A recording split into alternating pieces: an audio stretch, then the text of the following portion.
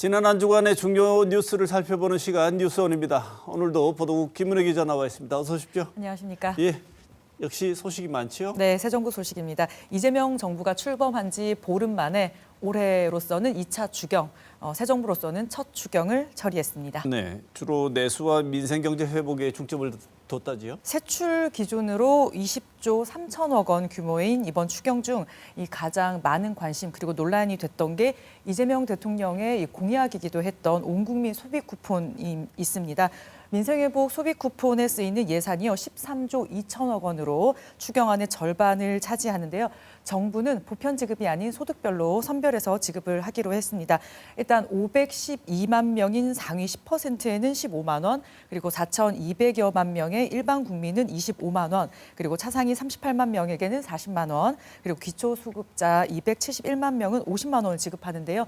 농어촌 인구 소멸 지역은 2만 원이 추가됩니다. 장기 연체 채권에 대한 채무 조정 프로그램도 이번에 시행되는 것이죠? 2차 추경에 따라서 금융위원회는요, 7년 이상 연체된 5천만 원 이하 개인 무담보 채권을 일괄 매입해서 채무 조정합니다. 이 매입 채권 규모는 16조 4천억 원이고요. 113만 4천 명이 혜택을 받을 것으로 추정이 되는데요. 이 심사를 거쳐서 이 개인 파산에 준하는 수준의 이 상환 능력을 상실한 경우로 인정이 되면 해당 채권은 소각됩니다.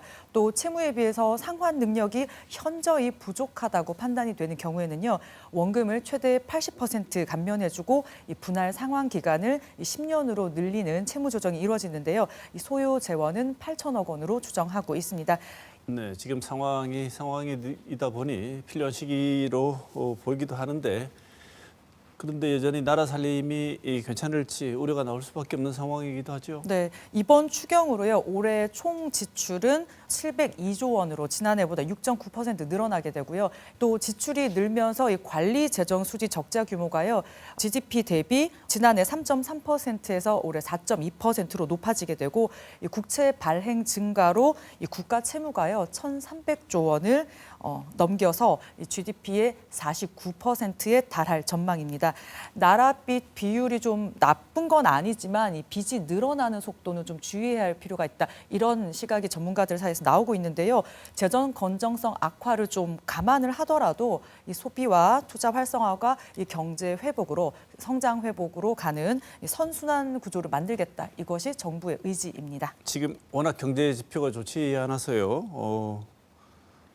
시행되는 걸 알겠는데 그래서 잘 쓰이면 좋겠다 싶긴 한데 네. 이 효과를 두고도 논의가 또 분분하지 않습니까? 네, 그렇습니다. 코로나19 여파가 있을 때 전 국민 긴급 재난지원금을 받은 사례가 있는데요. 한국개발연구원에 따르면 2020년 재난지원금은 26에서 36%의 매출 증대, 소비 진작 효과를 나타냈다라는 분석이 나왔습니다. 그러니까 100만 원을 받았으면 26만 원에서 36만 원이 쓰였다, 이런 의미가 되는데요.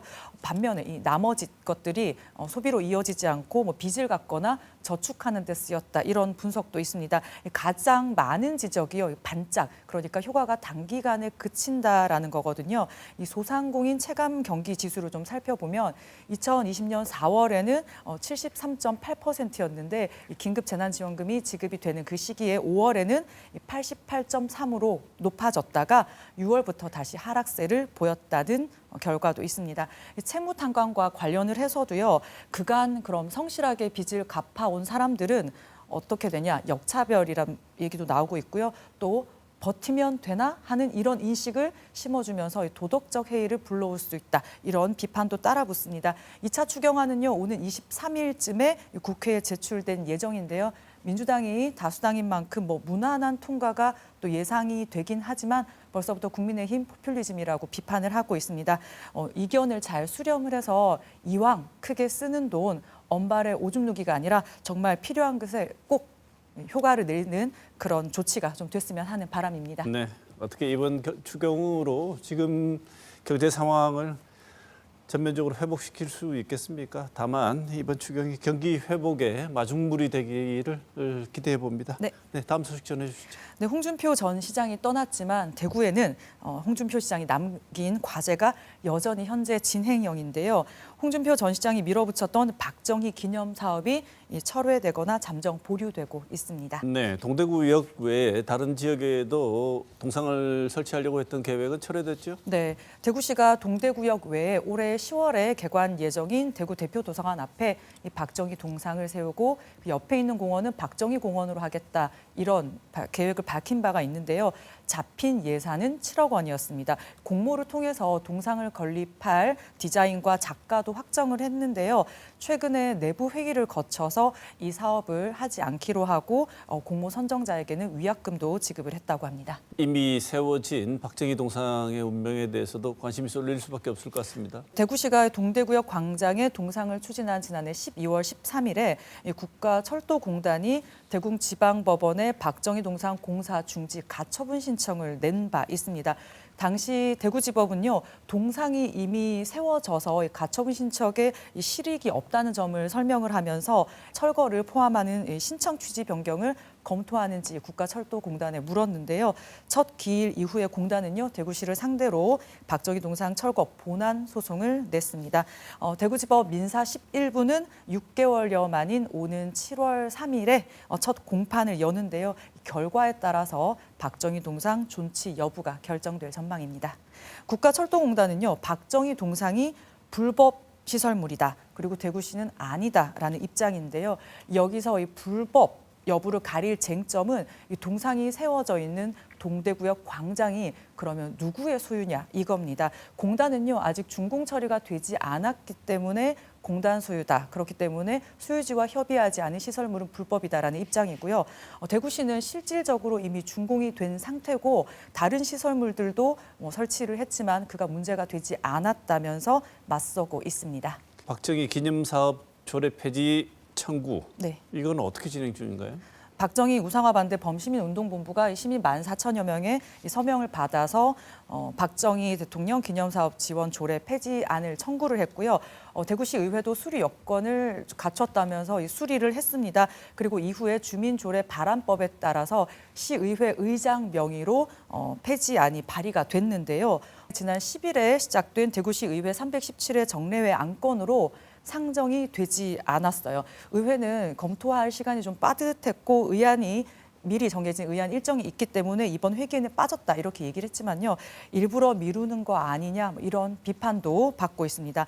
이 정책은 선출직 한 명이 하는 게 아니라 많은 공감과 여론 수렴을 바탕으로 해야 한다라는 것을요. 홍준표 전 시장 한 명 떠나니 동력을 잃게 되는 여러 정책을 보면서 느낄 수 있는 것 같습니다. 잘못된 정책은 그만두면 끝나는 것이 아니고 수습하는데도 또 우리의 돈, 비용이 든다는 걸 잊지 말아야 될 것 같습니다. 네. 마지막 소식 전해주시죠. 네, 대구 퀴어 문화 축제를 두고 이 조직위원회와 대구시가 충돌을 빚었는데요. 대법원이 조직위에 손을 들어줬습니다. 네, 이게 2년 전 퀴어 문화축제 행사 진행 과정에서 충돌한 거죠? 지난 2023년에 홍준표 전 시장이 도로 점용 허가를 받지 않아서 불법이라면서 공무원들을 동원해서 저지를 했습니다. 조직위는 물론 당시 경찰도요, 집회 허가를 받은 적법한 행사라면서 맞서다가 물리적인 충돌이 빚어지기도 했습니다. 이후에 퀴어 문화축제 조직위원회가 대구시와 홍준표 시장을 상대로 손해배상 청구 소송을 냈습니다. 그런데 1심과 2심이 미묘하게 좀 달랐죠? 네. 1심 재판부는요, 행정 대집행에 사유가 없는데도 대구시 공무원들이 축제 개최를 저지를 했다면서 홍 전 시장과 대구시에 모두 책임이 있다 이렇게 해서 700만 원을 배상하라고 판결을 했습니다. 홍 전 시장은 지시를 하지 않았다고 했고요. 항소를 했는데요. 2심에서는 홍 전 시장의 책임은 제외를 하고 대구시의 책임만 인정하는 판결을 했습니다. 이후에 양측이 대법원에 상고를 했는데요. 대법원은 항소심을 뒤집을 근거와 이유가 없다면서 양측의 상고를 모두 기각했고요. 2심이 확정됐습니다. 이에 따라서 대구시는 퀴어 문화축제 조직위에게 700만 원을 배상해야 되는데요. 이 700만 원에 더해서 지금까지 나온 지연 이자 그리고 이 조직위 측 소송 비용 일부를 부담하면 그 금액은 더 늘어나게 됩니다. 이 돈은 모두 세금으로 쓰입니다. 대법원 판결 이후에 대구시는요, 지난 17일에 조직위 측으로 연락을 해서 7월 중에 배상금을 지급하겠다고 밝혔다고 합니다. 홍준표 시장이 법은 내가 더 잘한다 이렇게 얘기했습니다. 네. 결국 아니었네요. 그런데 책임을 물으려고 해도 지금은 자리에 없습니다. 떠나버렸습니다. 조직위 입장은 어떻습니까? 네, 퀴어 축제 조직위는 이 대구시의 위법적이고 불법적인 행정 대집행에 대해서 대법원이 최종적으로 대구시의 중과실을 인정했다고 입장을 밝혔습니다. 이 쟁점이 된 집회 시위의 자유와 도로 점용 허가에 대해서도요, 이 성소수자 기본권이 이 차별 행정에 의해서 저지되지 않아야 한다는 판결이 내려졌다고 밝혔습니다. 대법원 판결로 교란된 질서가 회복될 것으로 기대를 한다고 밝혔지만 이 정치적으로 대구와 퀴어 문화 축제를 이용한 홍 전 시장 자신은 쏙 빠져나갔다 이렇게 비판을 했습니다. 네, 올해 행사는 어떻게 진행됩니까? 네, 올해 17회인데요. 대구 퀴어 문화 축제도 진행이 될 예정입니다. 최근 조직위원회가 꾸려졌는데요. 일단 시기는 지난해처럼 9월에서 10월 하반기로 예정을 하고 있습니다. 지난해에는 반월당에서 열렸거든요. 올해는 다시 동성로 대중교통 전용식으로 갈지 아니면 반월당에서 할지 제3의 장소일지 논의를 하겠지만 대구 도심을 벗어나지 않을 것이라고 밝혔습니다. 예, 김 기자 이번 주도 소식 준비한다고 수고가 많았습니다. 고생하셨습니다.